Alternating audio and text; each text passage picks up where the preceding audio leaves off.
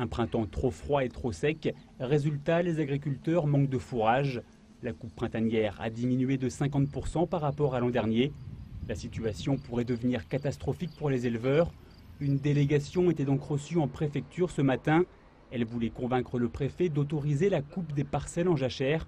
Mais voilà, Paris pourrait avoir les pieds émaillés. C'est Bruxelles qui décide. L'État français, bien sûr, moi je pense qu'il peut infléchir la décision de Bruxelles parce que c'est aussi aux États membres d'assurer une certaine souplesse. Sur le département, on a à peu près 2% des terres qui sont ce qu'on appelle en jachère. Et la jachère, on ne peut pas la récolter, c'est de l'herbe tout simplement, on ne peut pas la récolter avant le 31 août. Ce sont les règles de la politique agricole commune qui nous y obligent. Mais le 31 août, cette herbe aura perdu toutes ses qualités nutritives. Elle deviendrait donc inintéressante. Et pas question de tricher. En coupant l'herbe avant la date, les agriculteurs s'exposent à une amende, moins 1% des aides perçues de la PAC. Bruxelles surveille les exploitants par satellite. Jean-Daniel est éleveur et d'ores et déjà, il sait qu'il ne pourra pas tenir l'hiver. En temps normal, le hangar est rempli de foin. Si la situation perdure, il devra nourrir ses bêtes avec des granulés, mais cela a un coût.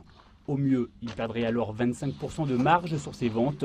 Au pire, il devrait décapitaliser, c'est-à-dire se séparer d'une partie de son cheptel.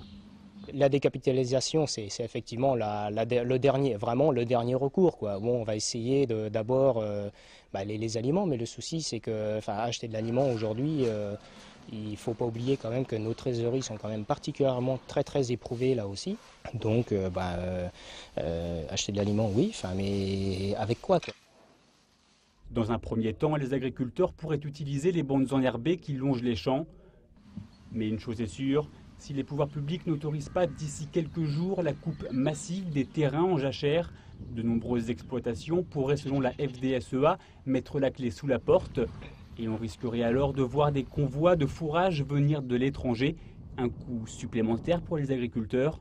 Réponse en milieu de semaine.